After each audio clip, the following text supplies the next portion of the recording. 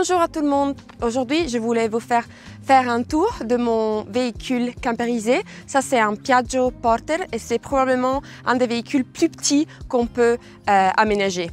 Allez, avant de vous montrer l'aménagement, je voulais vous donner quelques détails en plus sur le véhicule parce que je sais qu'il n'est pas très commun, spécialement en France. Donc, comme je disais, c'est un Piaggio Porter du 2010. Le moteur, c'est 1.3 et ça marche à essence et aussi avec le méthane. Donc, j'ai des bouteilles de gaz en dessous du véhicule. C'est un 4x4 et de véhicules comme ça, il y en a beaucoup au Japon parce que la structure, c'est un Daihatsu, mais la compagnie italienne Piaggio l'a emporté et lui a mis un moteur Piaggio dedans. Et la taille, c'est 3,4 mètres de longueur, 1,4 mètres de largeur et 1,85 de hauteur, ce qui n'est pas très cool pour qui est très grand. Moi, je suis 1,65, donc ça marche. Est-ce que vous êtes prêts? Tada! On pourrait croire que ce van-là, il est aménagé seulement pour une personne avec le lit et la cuisine, mais il y a une surprise parce que la cuisine se rebaisse, le lit il va en dessous, comme ça on aura de la place pour 2 personnes, mais ça je vais vous le montrer dans une minute. Comme vous voyez, le van est recouvert de bois, de revêtements en bois, ce qui est très beau à voir, mais c'était absolument un enfer à installer, donc je ne conseille pas. Plutôt utiliser du plastique. Ils vendent des trucs similaires au bois, mais en plastique, plus facile à utiliser et plus léger.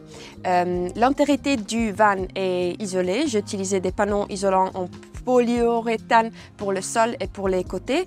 Et au plafond, j'ai mis du Tinsulate, qui est un matériau plus flexible et fait exprès pour l'isolement des voitures. Et en dessous, du Bubble Wrap. J'ai aucune idée comment on appelle ça en français. C'est le matériau avec des boules qu'on met pour les emballages. Et ça doit faire un peu de barrière vapeur, mais sincèrement, je ne sais pas si ça marche, mais pour le moment, j'ai pas eu de problème, donc tout va bien.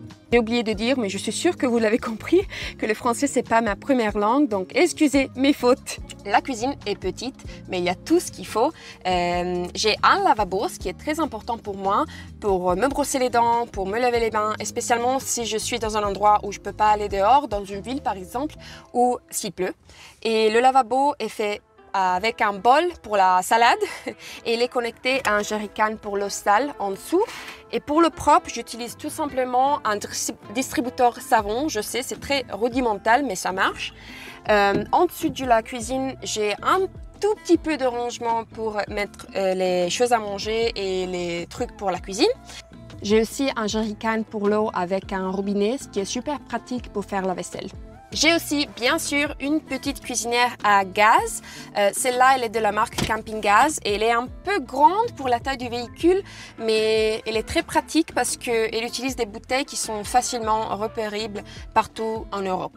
J'ai ajouté aussi cette mini planche qui est super pratique.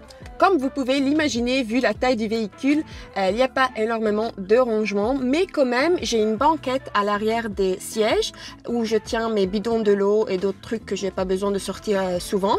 Et en plus, en dessous du lit, j'ai du rangement pour mes vêtements, j'ai ma batterie Blue Yeti que j'utilise pour charger mes choses et j'ai aussi les coussins pour l'extension du lit. Évidemment, si je pars pour un voyage toute seule, je vais pas les emmener et je vais avoir plus de place pour mes choses. Ce van a beaucoup de fenêtres, ce qui est très cool pour avoir de la lumière et pour voir ce qu'il y a dehors. Mais c'est pas trop cool si on veut un peu d'intimité, donc j'ai dû ajouter un rideau à chaque fenêtre. Ces rideaux sont attachés au métal simplement avec des magnets. Si j'allume une lumière dans le van la nuit, on peut encore voir un peu à travers ces rideaux. Donc j'en ai fait des autres. Ça c'est pour quand je suis en ville ou quand je veux plus de privacy. Et ça c'est fait avec un matériel isolant. Donc je peux utiliser aussi en hiver pour essayer d'isoler un peu plus le van du froid. Pour séparer le compartiment de conduite, j'ai aussi ajouté un rideau qui est noir du devant et blanc du derrière. Je suis sûre que vous allez me demander comment je vais aux toilettes et donc je vais vous montrer. J'ai une petite toilette qui est pliable. La voilà. J'utilise ça quand j'ai pas accès aux toilettes publiques, bien sûr. C'est très facile. On l'ouvre. Tata. On met un petit sac poubelle dedans. Un petit peu de litière pour chat. On fait ce qu'on doit faire. Voilà, fait.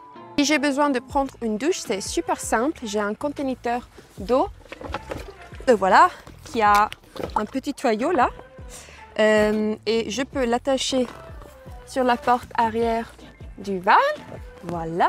Et après, je prends mon rideau de douche et je l'attache au bord de la porte avec les mêmes magnets que j'utilise pour les rideaux internes.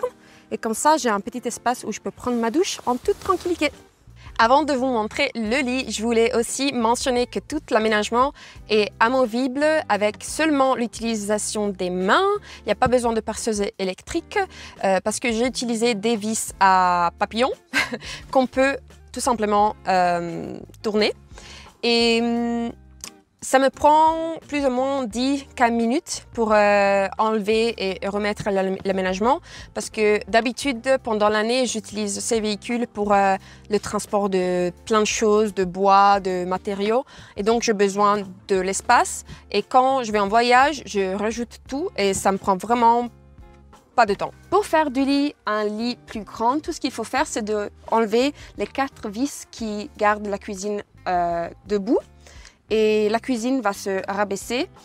J'ai fait une vidéo sur ça aussi, donc si vous êtes intéressé en particulier sur comment faire cette cuisine, vous pouvez regarder cette vidéo, mais c'est vraiment rien de compliqué.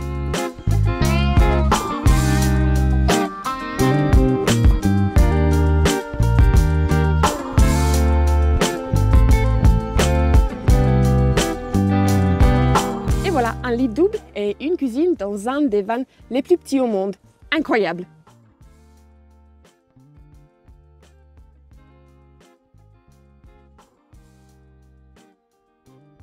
Je suis très contente avec cet aménagement. C'est pas le premier que je fais. J'avais fait un autre aménagement sur un Kangoo. Mais je trouve que ce véhicule est plus, je sais pas, les espaces sont meilleurs. Mais évidemment, c'est pas un véhicule pour tout le monde. Il est particulier. Le moteur est en dessous du siège. Donc en été, il fait super chaud dans la voiture. Ça vibre terriblement. Je pense qu'il fait au maximum 100 km/h. Donc, si vous voulez aller vite, ça, c'est pas le véhicule pour vous. Et aussi, si vous faites un accident avec cette voiture-là, il n'y a pas de vent, il n'y a pas de partie de vent parce que le moteur est en dessous du siège. Donc, si vous faites un accident frontal, c'est pas top. Mais bon, ça marche pour moi. Évidemment, je voyage d'habitude toute seule. Donc, si vous êtes en deux, peut-être ça peut marcher pour des petits voyages, mais je ne sais pas si pour des grands voyages, des grandes distances, c'est vraiment le véhicule pour ça. L'aménagement a coûté plus ou moins 800 € et j'ai énuméré tous les matériaux et les coûts sur un Excel. Le lien va être en description. Et dans ma chaîne, vous allez aussi trouver plein de vidéos avec toutes les étapes de l'aménagement. Et voilà, j'espère que vous avez bien aimé cette vidéo. Et si vous voulez commenter si vous voyagerez dans un véhicule de ce type. Et à la prochaine. Ciao!